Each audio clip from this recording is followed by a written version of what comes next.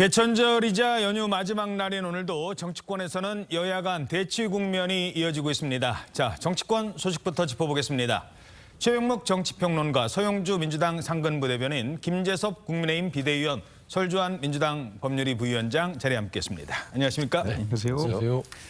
자, 먼저 첫 번째 주제 영상으로 보시겠습니다. 국군 장병, 경찰관, 소방관, 또 환경미화원 여러분께 깊이 감사드립니다.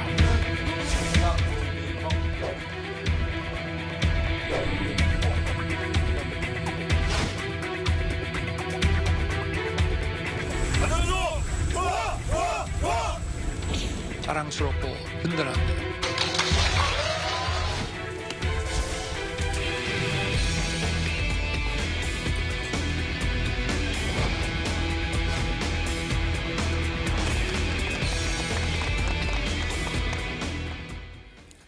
자, 윤 대통령은 연휴 내내 부친의 49제 날 빼고 거의 매일 공개 일정을 가지며 일하는 연휴를 보낸 것으로 파악되고 있습니다. 자, 군부대부터 수출 현장까지 이 대통령의 연휴 행보 일단 어떻게 평가하십니까?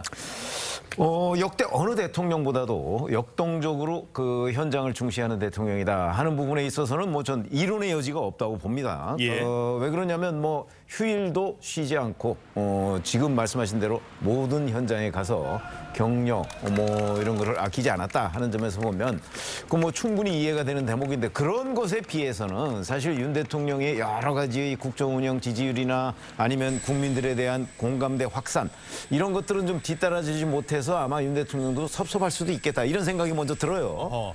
그런 점에서 본다면 아마 그 지금 역동적으로 일하는 모습, 이거는 다른 대통령들하고 비교할 바가 없는데 왜 다른 대통령들과 이 평가에 있어서는 좀 차별화되는 그런 그 인상을 받느냐? 왜 그럴까요? 하는 부분에 관해서 저는 대통령실에서 좀 분석 평가를 해야 된다고 저는 보는데, 예. 아마 이제 저한테 질문을 하셨으니까 그런 부분은 초반에 그 지지율이 굉장히 좋지 않았잖아요. 이런 것들이 아마 유지되고 있기 때문 아닌가. 그래서 초반에 지지율이 좋지 않았던 그 부분을 회복하려는 대통령실의 노력이 좀 필요한 부분이다 이렇게 생각합니다. 자, 그래서일까요? 대통령실 이번 추석 연휴 기간 동안 민생, 경제, 안보 이렇게 세 가지 키워드로 이 현안을 정리를 했습니다. 앞으로도 이 부분에 집중하겠다는 건데, 자, 그러면 현장에서 나왔던 대통령의 메시지 먼저 들어보시죠. 연휴에도 쉬지 못하고 수출이 출고해서 제가 고맙습니다. 정부는 동포 여러분의 아픔을 다시는 외면하지 않겠습니다. 각별한 임무를 맡고 계신 여러분께서 이렇게 헌신적으로 일해 주시니까 참 든든합니다. 여러분들이 정말 전투력을 최대한 다른 거 신경 쓰지 않고 발휘할 수 있도록 내가 더 잘 챙겨야 되겠구나 하는 생각을 하게 됐고. 자, 연휴 기간의 행보를 보면 한 가지 특징이 있습니다. 바로 민감한 정쟁과는 거리를 두고 있다는 겁니다. 민생을 대신 챙기고 안보를 주력한다. 이건 어떤 의도가 있다고 보세요? 아무래도 추석 연휴에 국민들이 가장 관심을 많이 갖는 것이, 요즘은 이상하게 밥상머리에서 정치 이슈를 올리지는 않거든요. 아하. 오히려 갈등의 소재가 되기도 하고, 오히려 부모 자식 간, 그다음에 뭐 남녀. 친척들 간에 오히려 뭐 말다툼 날 수도 있어요. 그럼요. 이게 좋은 명절에 괜히 기분 상할 수가 있기 때문에 가급적이면 정치 얘기 잘 안 한다고 저 보거든요. 예. 저도 뭐 어머니랑 항상 정치 얘기 하다가도 아버지가 말려서 그냥 이렇게 끝내고도 그랬습니다. 이번에 추석 때도 그랬어요? 그렇습니다. 예. 그렇기 때문에 또 저는 그런 부분에 있어서 대통령실에서 이런 부분 기획을 잘 한 것 같습니다. 예, 최근에 어떤 이번 추석 차례를 지내면서 아마 국민들이 이번 차례상 차리는데 물가가 너무 많이 올랐다 이런 생각 많이 하셨으리라고 저는 생각합니다. 굉장히 뭐 사과 하나에 10,000원짜리도 있고 뭐 그러더라고요. 그렇기 때문에 저는 이번에 대통령실에서 경제와 관련한, 특히나 저는 아까 뭐 앵커께서 최병무 의원께 말씀을 물으셨지만은 국민들이 체감할 수 있는 거, 외교 안보, 올해 주된 어떤 대통령실의 주된 포커스는 외교 안보였거든요. 예. 근데 외교 안보라는 것은 또 국민들께 실제 체감이 그렇게 막 직접적으로 오지는 않아요. 그렇다고 한다면 이제는 저는 하반기에는 경제라고 봅니다. 이제 추석 이후로는 물가라든지 그다음에 지금 주유소를 가보십시오. 지금 거의 한 1,800원이 다 넘어가고 있어요. 이런 부분에 있어서 서민들이 느끼는 것은 물가가 너무 오른다 이런 느낌이거든요. 그러니까 피부에 와닿는 것. 그렇습니다. 그렇기 때문에 저는 대통령실에서 이 물가 관리라든지 경제적으로 어떤 국민들에게 체감할 수 있는 어떤 지표를 제시하는 것이 더 옳지 않을까 싶습니다. 예. 자, 그렇다면 주목할 만한 메시지가 어떤 게 있었는지 좀 더 구체적으로 들여다보도록 하죠. 일단 안보입니다. 국군의 날 전방부대를 찾아서 만약에 북한이 도발을 하면 1초도 지체하지 말고 즉각 응사하라. 물론 조준사격하라는 건 아니에요. 응사하라는 겁니다. 이렇게 지시를 했는데 이는 문재인 정부 당시에 있었던 9.19 남북 간의 군사합의와는 좀 배치된다. 이렇게 볼 수 있는 대목이기도 합니다. 자, 이걸 봐서는 9.19 군사합의를 파기하는 수순으로 가는 것 아니냐라는 전망도 있어요. 저는 9.19 군사합의가 파기될 가능성이 더 높다고 생각합니다. 매우 높다고 생각합니다. 아하. 우선은 신원식 국방부 장관 후보자 역시도 9.19 군사합의가 폐기되어야 된다라고 주장하고 있는 상황이고 윤석열 대통령께서 직접 이야기하신 대로 1초 안에 대응 사격할 정도의 태세를 갖추라는 어떤 강력한 의지의 표현을 한 거라고 보이거든요. 근데 이 9.19 군사합의라고 하는 것이 누구에게 도움이 되느냐? 사실은 북한에게만 도움이 된다는 평가가 많습니다. 북한은 지속적으로 핵무기 개발을 하고 있는 상황에서 우리 대한민국만 뭐 비행 금지, 그다음에 뭐 훈련 금지, 제한 이런 것들이 걸려 있어서 사실상 대한민국에만 족쇄를 차고 있는 합의가 바로 9.19 군사합의이기 때문에 대북의 어떤 도발, 대북의 어떤 원자력 개발이 나날이 고도화되고 있는 상황 속에서는 9.19 군사합의 폐기 수순으로 거치는 게 맞고 아마 이번 정부에서 사실상 폐기 내지는 실질적 폐기까지 나아가지 않을까라는 게 개인적인 생각입니다. 예. 자, 안보와 함께 또 하나 챙겼던 건 바로 노인 문제입니다. 어르신들 문제인데 노인의 날 메시지 자유대한민국이었습니다. 이 자유대한민국을 누가 지켜왔느냐? 바로 우리 어르신들의 헌신 때문이라는 겁니다. 그걸 기억하겠다라고 강조를 했습니다. 어르신들이 소중하게 지켜왔던 이 자유대한민국을 확고하게 지켜나가겠다. 대한민국이 아니라요. 자유대한민국.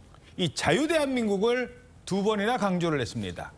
어떤 의도가 있을까요? 자유대한민국 뭐 줄기차게 대통령께서 얘기를 해오셨지 않습니까? 자유민주주의. 근데 저는 이제 노인의 날의 메시지도 그렇고요. 뭐 국군장병도 그렇고요. 그다음에 뭐 수출 일선에서 뭐 안전 문제를 하는데 말로 다 떼우려는 게 아닌가 싶어요. 예를 들면 국군장병도요. 든든하다고 했는데 지금 해병대 최수근 상병 그 죽음에 대해서 대통령실 수사기획 부분들이 제대로 밝혀지지 않고 있어요. 그러니까 한 명의 청년 장병에 대해서도 제대로 어떤 책임자 처벌도 안 된 상황에서 군인들 애들 앉혀놓고 나서 좋은 메시지 낸다고 속은 어떻겠습니까? 그다음에 노인의 날 메시지요. 이 자유대한민국을 지킨 어르신들을 칭찬하고 높였잖아요. 근데 홍범도 장군 보십시오. 대한민국을 지킨 한인운동의 영웅 자체 가장 큰 어른이죠. 따지고 보면. 그분은 뒷방으로 보냈잖아요. 그래놓고선 어르신들한테 가서 노인 날 존경한다. 이 나라를 지켜줘서 고맙다. 앞뒤가 좀 다르다라는 생각을 하는 국민들이 많을 것 같아서 저는 좋습니다. 대통령의 행보가 너무 열심히시고 민생에 적극적인 거 좋고 칭찬할 만하지만 좀 말과 행동이 일치되는 부분들을 좀 신경 썼으면 좋겠다. 좀 그런 말씀 드리고 싶습니다. 예. 자, 그런데요, 이 추석 연휴 동안의 일정 중에 거의 매일 일정을 했는데 어제만 유일하게 공개 일정이 없었다고 합니다. 어제가 어떤 날이었느냐? 돌아가신 윤 대통령의 부친 고 윤기중 교수의 49제 날이었습니다. 이날만큼은 비공개로 가족 또 친지들만 참석을 해서 이 부친의 49제를 아주 조용히 지낸 것으로 알려졌습니다. 이 부친과는 또 각별한 정이 있었던 것으로 알려지고 있고 뭐 많은 그런 사례들이 나오지 않습니까? 그런데 지난번에 8월 달에 부친 돌아가셨을 때 미국 가야 됐잖아요. 이 발인 치르고 나서 오후에야 미국 방문길에 오르기도 했습니다. 그날 발인 치르고 바로. 자, 이런 부분 대통령에겐 또 만감이 교차하는 부분일 것 같기도 해요. 그렇죠. 그러나 이제 이건 공적인 일로 이제 미리부터 일정이 잡혀 있던 거니까 그거는 이제 어쩔 수가 없는 본인의 사적인 일정은 희생할 수밖에 없는 그런 공인 의식을 보여줬다. 우리 이렇게 충분히 판단을 할 수가 있겠고요. 예. 바로 지난번 같은 경우는 이제 한미 정상회담 같은 일정이 잡혀 있지 않았습니까? 그러다 보니까 본인이 개인적으로 상을 당했습니다만은 그걸 좀 기간을 단축하고 갈 수밖에 없었고 그러나 지금은 휴일이잖아요. 공식적으로는 휴일입니다. 사실은 뭐 대통령도 이런 휴일을 국민들과 함께 이렇게 좀 쉬는 모습을 보여주는 것도 뭐 하나의 방법일 수는 있어요. 그러나 이제 또 휴일 중에도 뭐 안보나 이런 것들 챙겨야 할 부분이 있으니까 그런 부분을 정말 여기저기 물샐 틈 없이 챙기는 모습 뭐 이런 거는 이제 대통령으로서도 안정감을 주는 이런 모습이 되겠죠. 그런 점에서 본다면 이제 어제 같은 경우는 이제 부친 49제라는 어떤 개인적인 일정이 있으니까 뭐 우리가 흔히 이렇게 제사 이런 걸 모셔야 될 때는 또 뭐 공적인 일정과 이렇게 좀 조율을 통해서 하지 않습니까? 아마 그런 차원으로 이해하면 되지 않을까 싶습니다. 예. 다음 주제 보시겠습니다. 본격적인 정치권 현안, 이제 재판이 우리 정치권의 중심에 설 것 같습니다. 줄줄이 이어진답니다. 당무 복귀를 앞둔 민주당 이재명 대표가 당장 이번 주부터래요. 매주 한 번 또는 한두 번꼴로 이제는 법원에 출석할 예정입니다. 사법 리스크는 어느 정도 해소가 됐지만 이제부터는 이른바 재판 리스크가 본격화될 것이라는 얘기도 나오고 있습니다. 자, 지금부터 짚어보겠습니다. 일단 재판 리스크와 관련된 여야 정치권의 입장부터 들어보시죠. 엄청난 압수수색, 엄청난 기간, 엄청난 또 검사들이 동원이 돼서 오랫동안 해왔던 사건인데 예. 기각으로 났거든요. 이제는 누가 봐도 이거는 정치보복, 정적제거 이렇게 돼버린 거예요. 예. 기각 이후로. 예. 구속을 면면한 이재명 대표와 민주당이 무죄 코스프레에 나서고 있지만 이 대표의 형사 피고인 신분에는 변함이 없습니다. 이재명 대표 사법 리스크는 여전히 진행 중입니다. 자, 영장이 기각됐죠. 연휴 기간 검찰은 대부분 다 출근했다고 합니다. 이 사건 담당 검사들은. 그래서 어떻게 할 것인가? 영장을 다시 한번 청구할 것인가? 그렇지 않은가? 일단 이렇게 결론이 난 것 같습니다. 우선 영장 심사에서 어느 정도 혐의가 인정됐다라고 판단하는 부분, 검찰 스스로 위증교사 혐의에 대해서 먼저 기소를 하자, 불구속으로 이렇게 검토하는 것으로 알려지고 있습니다. 백현동 사건, 또 대북송금 사건이 아니라 위증교사 혐의를 먼저 기소한다. 어떤 의도일까요? 차근차근 꼼꼼하게 가자라는 의미인 것 같습니다. 사실은 이재명 대표의 구속영장에는 여러 가지 혐의들이 담겨 있지 않습니까? 위중교사뿐만이 아니라 백현동, 대북송금 그 하나하나가 굉장히 큰 사건들이 같이 있다 보니까 영장이 기각되는 과정에서 사실 이런저런 갑론을박도 좀 있었던 거고요.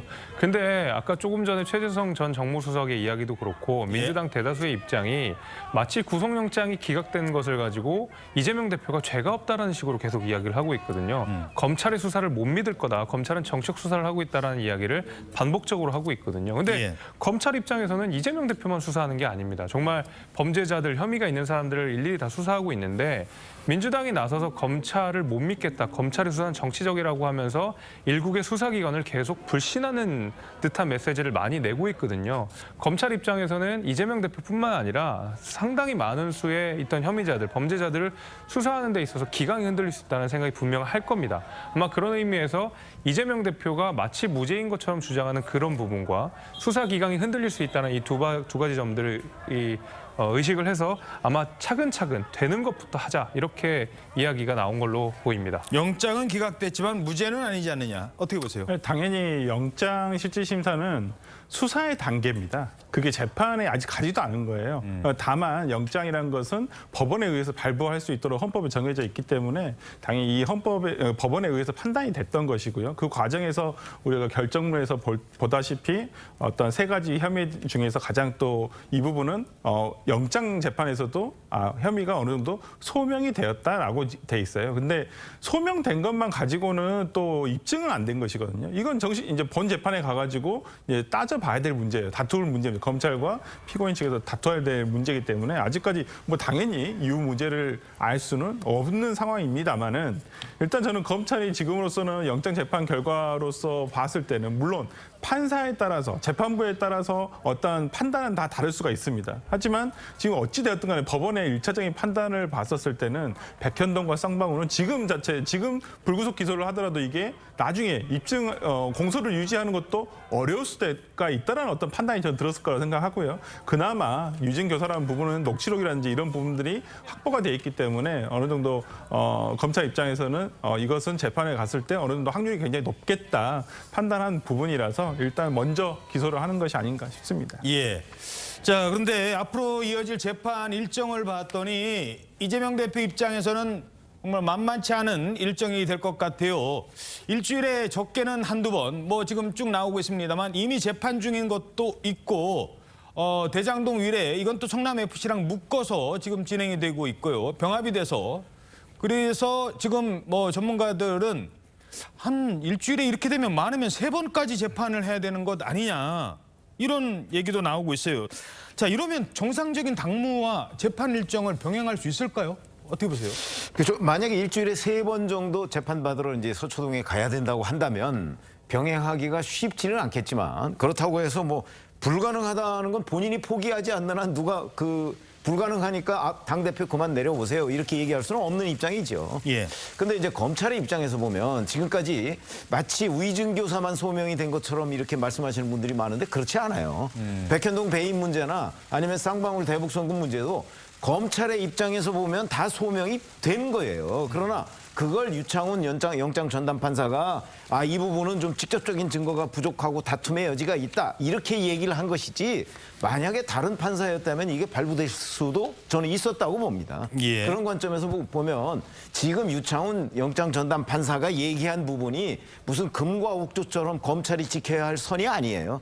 그렇기 때문에 아마 검찰은 그 위증교사 부분을 먼저 기소하는 문제도 검토를 하지만 그 일괄 기소하는 방법 또한 검토를 할 겁니다. 그러니까 어차피 수원지검에서 그 수사하고 있던 그 쌍방울 대북송금 문제를 가져다가 같이 영장 청구를 했던 거 아니겠어요? 근데 그걸 다시 또 수원지검으로 되돌려 보내서 보완 수사를 하고 나서 나중에 뭐 또 다시 각각 기소한다? 이런 것들이 굉장히 그 모양이 좀 번거롭고 그렇잖아요. 예. 그래서 아마 여러 가지를 한꺼번에 그냥 일괄 기소하는 방법도 충분히 저는 검토 대상이라고 보고요.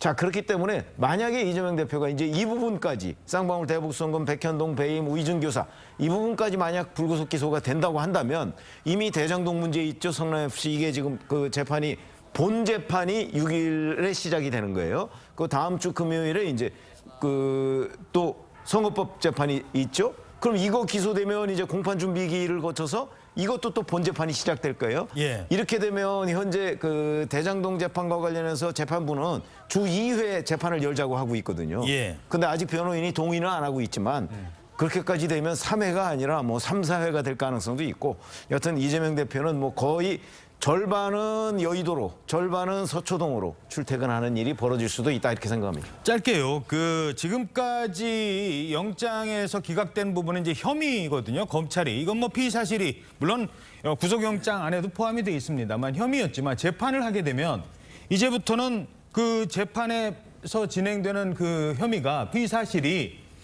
공개된 재판에서 이제 옆에 이제 기자들이 이제 그 재판정 안에 들어갑니다. 그렇죠. 그러면서 몰랐던 게 막 하나둘씩 이제 터져 나올 수도 있거든요. 그 부분은 어떻게 보십니까? 그동안 수사에서 사실은 기자들이 저 검찰을 취재해서 뭐 이런저런 뭐 혐의가 있다라고 쓰는 거 하고 법정에서 나오는 이제 이른바 법정 증언으로 나오는 증거들하고는 굉장한 차이가 있고 예. 일반 국민들이 그거를 받아들이는 그 인식의 정도에 있어서도 상당한 차이가 있거든요. 물론 법정에서도 당연히 이재명 대표의 반론이 있습니다. 그러나 검찰이 이러이러한 혐의를 설명하고 증인들을 불러다가 또 그 증언을 듣고 하는 부분이 있거든요. 그렇게 되면 지금보다 훨씬 더 이재명 대표의 혐의 사실에 대해서 일반 국민들이 그 이렇게 인식을 하게 되는 기회가 많아져요.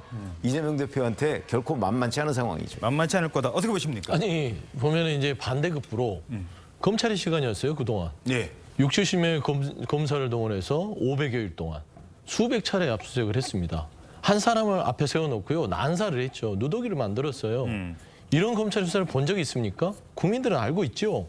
야당 대표를 타켓으로 세워놓고 정말 이게 총선을 앞둔 일정까지 다 고려해서 가는 게 아니냐라는 오해를 뒀죠. 검찰이 이런 생각을 했을 거예요. 재판도 재판이고 검찰은 유일하게 대한민국에 기소를 할 수 있는 권력자입니다. 예. 기소를 하면 재판을 받게 돼 있어요. 그 누구도. 그런데 검찰은 이재명 대표를 영장을 발부해서 감옥에 가둬놓고 나서 재판을 받는 모습을 국민들한테 보여주는 걸 상상했을 것이다. 예. 라는 점에서는 검찰이 실망감이 크고 예. 국민들이 인식은 이렇게 하죠. 법적 문제로 당연히 영장 기각이 무죄는 아니에요. 하지만 국민들이 봐서는 이렇게까지 1년 반을 수사했는데 고작 나온 게 기각이야. 야, 이거 정치적 수사구나라고 인식하실 것이다. 그동안은 진검승부였다 사실상. 진검승부였지만 검찰의 완패였다라는 점에서는 이제는 슬그머니 이제 재판으로 갑니다. 좋습니다.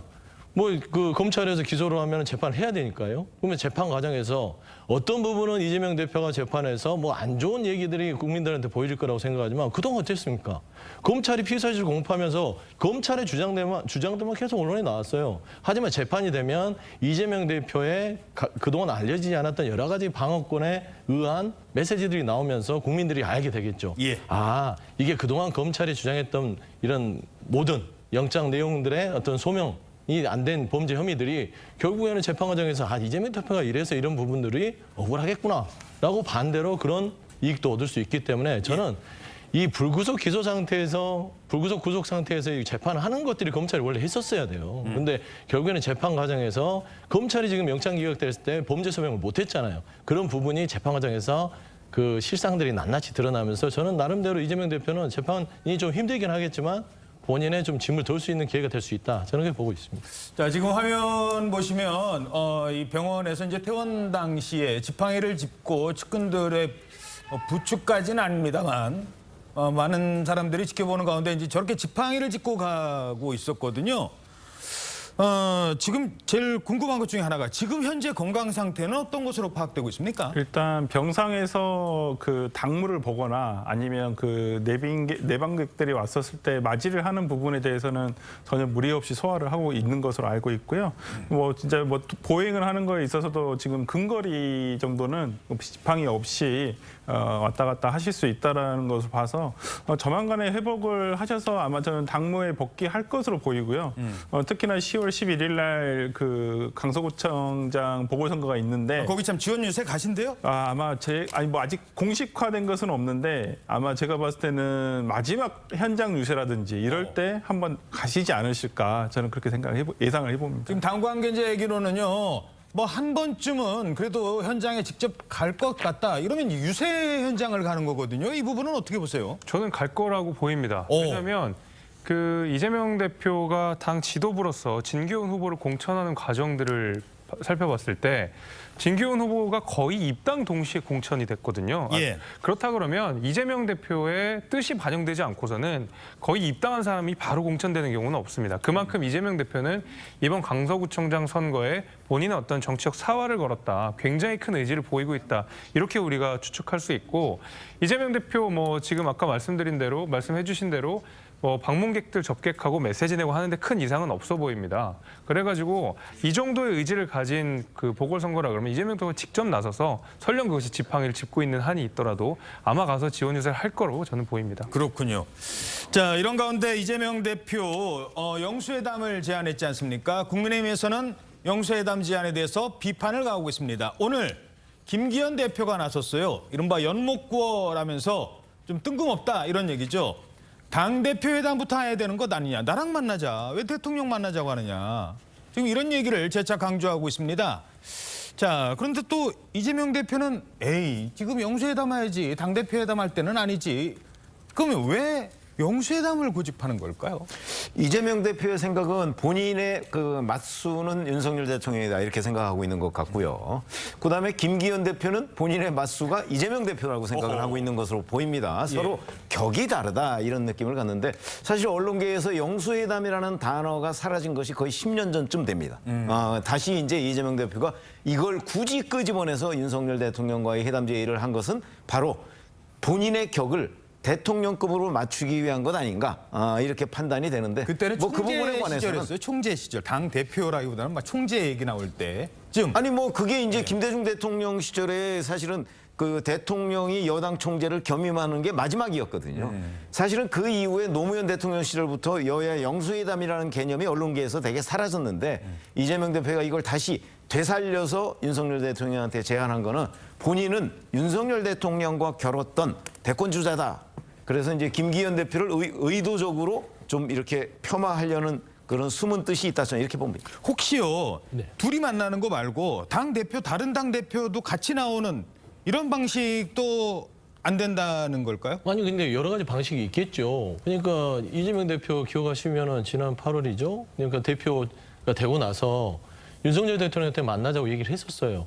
근데 당시에 그러면 1대1 만나는 건 부담되니까 그 당시 비대위 체제의 국민의힘이 사라지고 나서 대표가 뽑히면 그때 만나자 하면서 좀 슬그머니 밀어놨던 게 있습니다. 예. 기억하실 겁니다. 그러니까 중요한 것은 이재명 대표가 윤석열 대통령을 맞상대로 생각하든 어떻든 간에 저는 그런 의도가 있다고 봅니다. 지금 현재 국민의힘의 김기현 대표가 실질적 권한이 있느냐? 없다고 판단하는 것이에요. 결국에는 국민의힘을 장악하고 있는 건 용산에 있는 윤석열 대통령이 실질적 총재 역할을 하고 있기 때문에 민생에 대한 결정권을 하려면 직통으로 가겠다. 직접 만나서 얘기하는 게 소모적이지 않지 않겠냐라는 판단에서 뭐 영수회담이지만 대통령님 만납시다라고 얘기하는 것입니다. 그다음에 두 번째 말씀드리면 김기현 대표는 참 이상한 게 있어요. 용산도 그렇지만 야당 대표가 단식까지 해가면서 했을 때 귀뚱으로도 안 보고 콧등으로도 안 듣더니 이제 와서 본인 만나자고 하고요. 예. 대통령실도 그러지 않습니까? 아니 좀 만나자고 하면 실질적으로 그러면은 좀 뭐 여야 대표끼리 한번 만납시다라고 해야 되는데 이거를 무슨 그냥 어떤 정치적인 공세식으로 취급을 해버리잖아요. 아하. 그러니까 대화가 됩니까? 그래서 결국에는 영수회담이 중요한 게 아니라 대통령님께 만나자는 야당 대표의 네 번째 요청입니다. 그러면 이 정도는 받아줘야 국민들도 이제는 이게 대통령께서 뭔가 좀 화합을 하려나 보다 라고 느낄 거 아닙니까? 그래서 저는 용산에서 좀 받아줬으면 좋겠어요. 예. 자, 그런데요. 이재명 대표가 윤석열 대통령과의 만남을 바깥 당과의 외부 문제라면 일단은 내부 문제가 지금 점점 더 심각해질 것 같습니다. 이재명 대표의 복귀가 이제 뭐 거의 사실상 뭐 이번 주부터 시작이 되지 않겠습니까?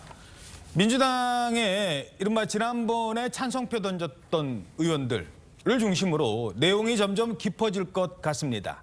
어제 비명계의 대표적인 인사 이원욱 의원이 이재명 대표의 강성 지지자들로부터 아니 이런 것까지 받았어요 라면서 문자 메시지 내용까지 공개를 했어요. 뭐 내용과 함께 비판 수위가 아주 높았다고요? 굉장히 높더라고요. 굉장히 상스러운 말들이 많이 담겨 있었고요. 그래요? 예, 욕설도 좀 있었고 당연히 수박이라는 단어가 등장하고 어허. 있습니다. 아니 하다못해 정쟁을 하고 있는 상대당의 의원에게도 이 정도의 말을 할까 싶을 정도로 저도 메시지를 다 읽어봤는데 굉장히 좀 강경한 메시지, 공격적인 메시지들이 많이 포함이 돼서 이 민주당 내 내홍이라고 하는 것이 민주당 내 친명, 비명 간의 갈등이라는 것이 결코 간단한 문제가 아니구나라는 생각이 좀 들었습니다. 자, 잠깐만 뭐 좀 몇 개 욕설 빼고 저희들이 정리를 했어요. 뭐 수박이라는 말도 뭐 나왔던 것 같고 쓰레기라는 말도 나왔고 뭐 저 정도 얘기를 하니까 의원 입장에서는 자괴감이 든다 뭐 그랬다는 거 아닙니까? 아무래도 저런 문자를 받고 자괴감이 들지 않을 국회의원이 누가 있겠습니까? 상대 정당을 지지하는 분도 아니고 민주당을 지지하는 분들이 저런 메시지를 냈다고 생각하면 당연히 자괴감이 들 거라고 봅니다. 그래서 저는 이재명 대표가 영수회담을 지금 대통령에게 제안할 것이 아니라 그 가운데서 민생, 통합 이런 얘기를 하실 게 아니라 민주당 내에 있는 갈등부터 봉합하셔야 된다. 저는 그 생각이 지금 들거든요. 지금 민주당은 내용 굉장히 심각한 상황인 것 같습니다. 그러나 이재명 대표가 이 친명 지도부의 그 비명 색출, 가결표 색출, 그 가운데서 난무하는 어떤 뭐 욕설이라든지 아니면 굉장히 거친 언사들에 대해서 그렇다 할 제지를 전혀 안 하고 있거든요. 이재명 대표 스스로가 이걸 그냥 방관하고 있는 상황입니다. 그래서 저는 영수회담 앞서기 전에 그다음에 여당 대표를 만나기 전에 민주당 내에 벌어지고 있는 이런 사실 비민주적인 행위들을 먼저 좀 잠잠하게 만들 필요가 있다. 저는 이 생각이 듭니다. 그 뭐 몇 번 강조해 드렸습니다만 당원이라는 이유로 자신의 주장은 펼칠 수 있죠. 하지만 거기다가 욕설까지 하고 저런 식의 메시지를 보낸다. 의원한테. 의원도 당원이에요. 의원도 당원입니다. 그냥 당원이 아니잖아요. 당내에서 경선까지 치러서 선택된 당원, 뽑힌 당원입니다. 거기서 그친 게 아니잖아요. 상대 당과 싸워서 이겼던 당원입니다. 그냥 당원 아니에요.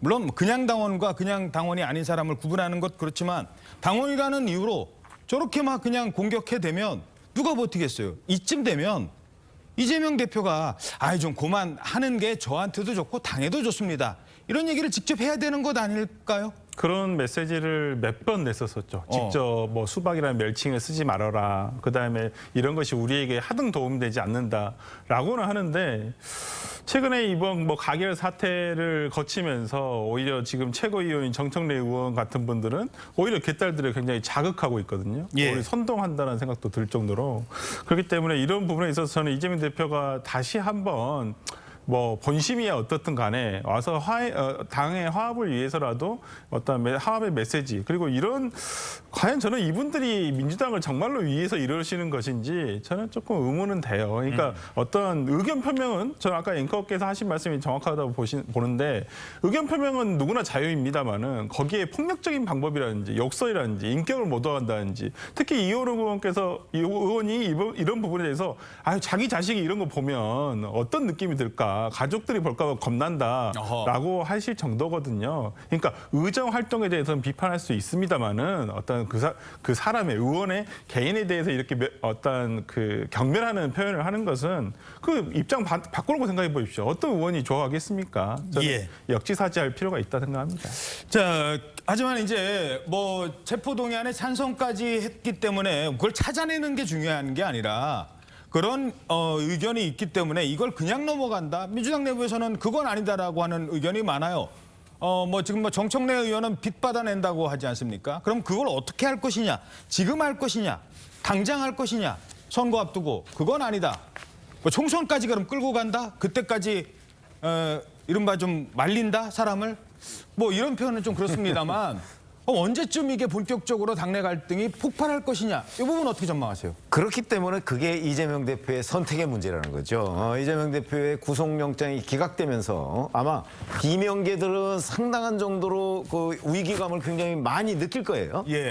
그러나 그럼에도 불구하고 사실은 이재명 대표의 입만 쳐다볼 수 없는 상황이 돼버렸어요. 그렇죠. 그렇게 할 수밖에 없는 상황이 됐어요. 예. 이재명 대표가 어떤 칼을 뽑아들까? 저는 이재명 대표가 이 점에서 굉장히 정무적으로 그 아주 정교한 그 계획을 세우고 있을 거라고 생각을 합니다. 예. 그럴 경우라면 아마 정교한 계획. 그러니까 결국 비명계와 같이 못 간다는 생각을 하면서도 예. 당장 그 칼을 뽑아들지는 않을 것이다. 당장은 그런 아니다. 그럴 것으로 본다면 결국 그 일정 기간이 지난 다음에 아마 이재명 대표가 뭐 공천 국면이나 이런 데에서 그 비명계와의 결별 카드를 꺼내들지 않을까. 저 개인적으로 그렇게 예상하고 있습니다. 근데 비명계 입장에서는 내 지역구에 지금 현역 의원 아닌 이른바 친명계 정치 신인들이 한 사람, 두 사람 등장을 하잖아요. 그럼 분위기 알 텐데 어떻게 전망하세요? 일단 뭐 분위기들이 지금 좋지는 않죠. 그러니까 당내 갈등 내용 아직은 조금 사그러지지는 않은 것 같아요. 근데 한 2주 지났잖아요. 정치적 흥분 상태라고 표현을 하면 할 수 있겠는데 그게 이제 지나가다 보면 따지고 보면 당내에 있는 일은 가족 식구들끼리 하는 거잖아요. 예. 좀 다를 수 있습니다. 근데 저는 이재명 대표가 최근에 이제 그 회담, 대통령에게 영수회담을 제안하면서 했던 말 중에 정치에 대해서 얘기를 하셨어요. 예. 그러니까 정치라는 게 대화와 타협을 통해서 그러니까 국민이 공감하는 새로운 길을 만들어가는 길이다. 그게 꼭 비단 바깥의 어떤 정치 세력만 그러겠습니까? 예. 안에 있는 분들과도 상대의 다른 생각, 입장 이런 걸 인정하고 존중하는 거 이렇게 말씀하셨기 때문에 물론 이게 국민이 공감하는 길은 포용하는 길입니다. 하지만 또 적극 지지층, 강성 지지층의 눈치로 또 안 볼 수도 없어요. 그러니까 참 고민이 되실 거는 같지만 궁극에는 이게 이제 이재명 대표가 복귀하시면서 저는 일성으로 이 반대 어떤 비명계 쪽에 어떤 뭐 가결표를 던졌는지 안 던졌는지 확인이 아직 안 됐지만 예. 됐다 하더라도 그분들을 안고 가는 방향으로 선택을 하지 않을까. 왜냐하면 지금이 가장 좋은 호기거든요. 본인이 품을 수 있는. 그렇기 때문에 저는 안고 가면 지금 비명이나 이런 비판했던 목소리도 좀 궁색해질 수 있습니다. 어허. 그래서 좀 햇볕 정책식으로 그래서 따뜻하게 해서 그들의 옷을 벗길 수 있는 그런 쪽으로 결국 고민하지 목적은 않을까. 옷을 벗기는 거잖아요. 에이, 그건 아니고요. 말하자면 예. 그 우화를 아시잖아요. 예. 강한 바람이 옷을 더 여미게 하고 햇볕이 옷을 벗게 만드는 이런 부분이기 때문에 저는 그 상대편들에 대한 어떤 감동, 감화, 통화, 화합은 결국에는 이재명 대표가 어떤 햇볕 정책을 할 수 있는 따뜻한 포용력으로 어떻게 좀 표현하지 않을까. 그래서 저는 지금 그래서 병원에서 많은 고민을 하고 있다고 생각합니다. 참고로요. 제가 이런 얘기까지 하면 좀 죄송합니다. 개구리 알죠? 네. 개구리를 뜨뜻한 물에 넣어놓고 온도를 점점 끓기 시작하면 개구리가 내가 언제 죄송합니다. 언제 죽는지를 모르고 죽는데요. 네. 그러니까 그런 것도 지금 민주당 일각에서 그냥 계속 본인이 알아서 나갈 때까지 당대표는 가만히 있고 총선 지금 공천이 점점점 다가오는데 줄 듯 말 듯 공천을 줄 듯 말 듯 이렇게 해서 나중에 공천을 결국 못 주는 안 주는 실제로 그렇게 해서 당을 나간 의원도 지난 총선 때 있었었거든요. 뭐 이 정치라는 게 그런 상상을 할 수도 있지요. 근데 그거는 앵커가 말씀하시는 거는 이미 정해놓은 겁니다. 비명계를 밖으로 색출하겠어. 라는 차원에서의 방법을 생각할 때는 그렇게 얘기할 수 있지만 전체 큰 틀에서 민주당의 가치를 봤을 때는 민주당은 다른 의견을 말했던 의원들을 밖으로 다 몰아내고 색출했던 그런 적이 없는 당이기 때문에 그래요? 예. 저는 그런 부분에 있어서는 전체의 방향은 포용하는 쪽으로 고민할 것이다. 그렇게 말씀드리는 것이죠. 요거 하나만 더 질문드리겠습니다. 네. 이거 지금 하느냐 이렇게 천천히 하느냐 빨리 하느냐의 차이점. 아니 그러니까 예. 청명히 하느냐 한식이 하느냐 저는 그 차이라고 보는 거죠. 청명히 하느냐 한식이 하느냐. 그 차이라고 봅니다. 예. 지금까지 이재명 대표가 해왔던 정치 스타일을 보면 그 청명이든 한식이든 우리는 다 통합이다라고 하는 정치 스타일이 아니었기 때문에 지금 당장은 아마 이재명 대표가 통합을 표방하면서 여러 가지 정책들을 구사할 거예요. 당내 햇볕 정책으로 얘기하는. 그러나 결국은 궁극적으로는 그 비명계와는 함께 갈 수 없고 지금 비명계의 지역 특히 수도권 같은 경우는 대부분 친명 원외들이 도전을 하고 있거든요. 예. 이 도전이 결국 이재명 대표의 손에 의해서 성공할 날 저는 뭐 그게 아마 총선에 임박하면 서서히 모습을 드러낼 것이다 이렇게 보거든요. 그런 점에서 이제 소영주 부대변인하고 굉장히 차이가 있는 거죠. 만약에 지금 하면 분당 가능성이라는 게 있잖아요. 그렇기 때문에 지금 안 한다는 거죠. 제가 보기에는. 이재명 대표는 정치를 잘 아는 사람이기 때문에 예. 지금 그 칼을 뽑지 않는다. 이렇게 봅니다. 의문현답이었습니다. 계속 질문 드리는 이유가 지금 아무도 어떻게 될지 모르기 때문에 이재명 대표의 선택이 궁금해지는 겁니다. 자, 한 사람 얘기만 더 해보도록 하죠. 민주당을 탈당했죠. 코인 거래 때문에. 그런데 김남국 의원 도쿄를 방문했대요. 이게 논란이 되고 있습니다. 지금 아마 관광객 차림으로 저렇게 쭉 간 것 같아서 현지에서 누가 저걸 김남국 의원을 보고 김남국 아냐? 이러면서 도쿄 한복판에서 이렇게 관광객처럼 배낭까지 메고 온 모습이 공개가 됐습니다. 자, 그런데 김남국 의원은 여행 아니에요. 이거는요 지지자 모임을 위한 방문이었고 이 경비 그거 다 제가 낸 겁니다. 사비로 부담했습니다. 뭐 의원 세비로 간 거 아니에요. 자, 이 부분 이 논란 잠깐 짚어보죠. 어떻게 보십니까? 뭐 세비로 안 가고 사비로 가고 지지자 모임 이런 거는 제 눈에 별로 들어오지 않았고 일반적으로 지역구를 가지고 있는 정치인이 추석에 해외여행을 간다는 건 사실 상상하기 어려운 일입니다. 저만 해도 추석 내내 도봉구에서 이제 지역 주민들 만나느라고 정신이 없었는데 김남국 의원이 불출마 선언을 하면서 안산 단원을의 유권자 핑계를 좀 댑니다. 이분들과의 약속을 지키기 위해서 내가 사실은 불출마를 안 하고 싶었는데 뭐 이런저런 논란이 있으니까 불출마를 합니다라고 이야기를 했는데 그게 이제 거짓말처럼 들리는 거예요. 말로 정말 유권자를 위했다고 한다 그러면 한 분이라도 더 추석 때 유권자들 만나는 기회가 되니까 물론 되는데 추석 때 일본 여행 간다고 그래서 다 물론이죠. 일본 친일파 이렇게까지 얘기할 수는 없는 거예요. 그렇게 당연히 그럴 수는 없고, 그러니까 제가 첫 번째로 의심스러웠던 거는 의아했던 것은 그 부분이고 두 번째는 결국 이 친일 어떤 공격을 계속 많이 일삼았던 민주당의 일선에서 국민의힘을 가장 많이 비판했던 게 바로 김남국 의원 아니겠습니까? 이런 부분들을 바로 지적하는 것이죠. 다른 데서는 후쿠시마 오염수 방류 관련돼서 계속 어떤 반일 선동적인 메시지를 내고 있고요. 그 가운데서 당연히 김남국 의원 그런 말씀 많이 하셨고요.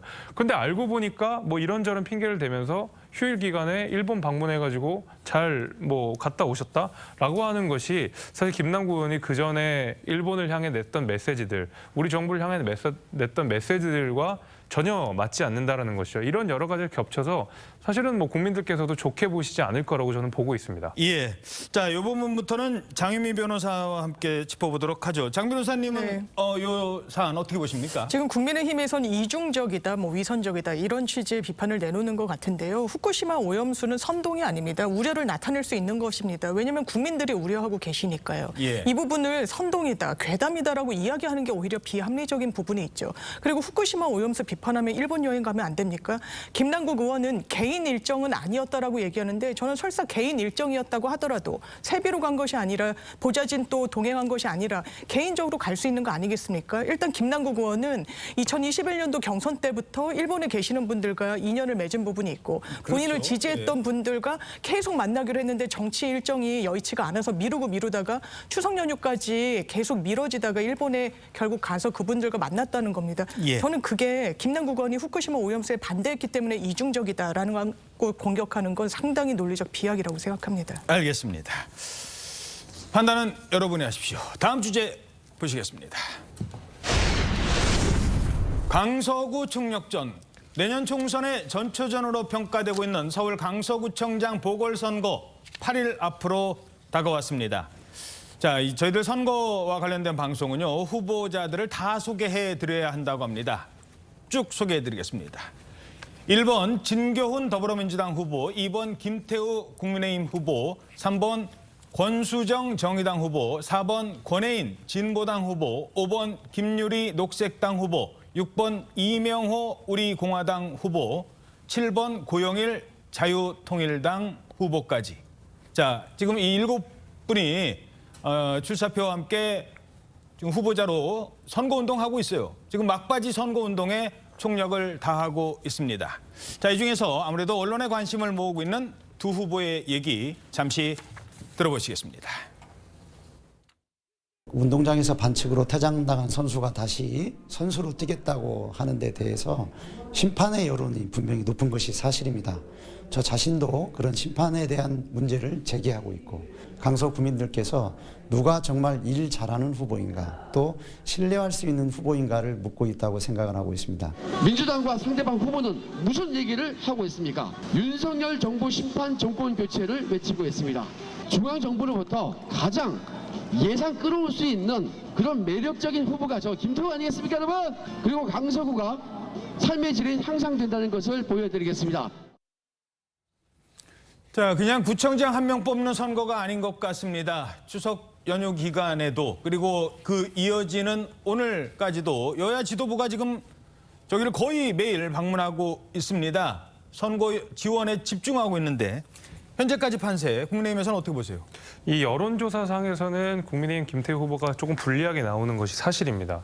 그럼에도 불구하고 저희가 승산이 있다라고 보는 것은 이 재보궐선거 같은 경우에 투표율이 좀 낮고 결국 정말로 내가 꼭 투표장에 나가야 되는 사람들이 투표를 하게 되는 경우들이 많게 되는데 이 강서구라고 한다 그러면 사실 뭐 고도 제한부터 해가지고 재개발 이슈 등 이 지역 현안들이 굉장히 많이 있는 상황입니다. 근데 이 고도 제한 완화라든지 재개발이라든지 이런 거는 여당만이 좀 할 수 있는 거거든요. 아마 이런 부분들에 집중을 해가지고 뭐 재개발 지역 단지 해당 단지들 같은 그 유권자분들은 적극적으로 좀 투표장에 나갈 수 있다라는 점을 생각해 보면 지금 나오는 여론조사만으로 선거판의 어떤 그 결과를 분석해내기는 좀 어렵다. 끝까지 지켜봐야 된다. 저는 이렇게 생각이 듭니다. 판세를 좀 더 봐야 된다.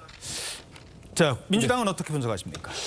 민주당은 저는 그렇습니다. 이제 8일 남았죠. 8일 남았는데요. 강서구민 정말 8일 동안 힘드실 것 같아요. 세계 정치사에 어떻게 본인이 규칙사회로 벌어진 선거에 다시 출마해서 나오는 후보를 맞이하고 있는 강서구민들 참 수치스럽고 모욕감을 느낄 것 같습니다. 그래서 저는 민주당은 기본적으로 이 강서구청장 김태우 후보는 자격이 없다라는 측면에서는 큰 줄기에서 얘기하고요. 일단 진기현 후보에 대해서는 본인의 강점인 정책, 그다음에 민생에 대한 여러 가지 경험들에 대해서 강조를 할 것이에요. 근데 저는 전반적으로 강서구의 선거 자체는 윤석열 대통령이 사실상 공천했다고 봤을 때는 이거는 다음 총선의 바로미터가 된다라는 차원에서는 아주 압도적인 차이로 이기는 어떤 선거의 결과를 가져오게끔 총력을 다 기울인다. 그런 방식으로 지금 진행하고 있습니다. 지금 제일 변수, 그러니까 얘기가 되는 게 선거 비용이거든요. 민주당은 아니 이거 다시 치르면서 40억 비용 들지 않았냐. 그런 사람이 왜 또 나오냐. 그런가 하면 국민의힘에서는 아니 전에 서울시장, 부산시장 할 때는 돈 더 많이 들었잖아요. 뭐 그때는 한 1,000억 들었어요. 이렇게 지금 얘기하고 있답니다. 어떻게 보세요? 그러니까 보궐선거 비용에 대한 책임론, 뭐 이런 것 때문에 이제 각 당이 사실은 그 보궐선거가 생기게 된 그 원인 제공을 했을 때는 뭐 공천을 안 한다 이런 당원 당규까지 있잖아요. 예. 그건 뭐 국민의힘에도 있고 민주당에도 있습니다.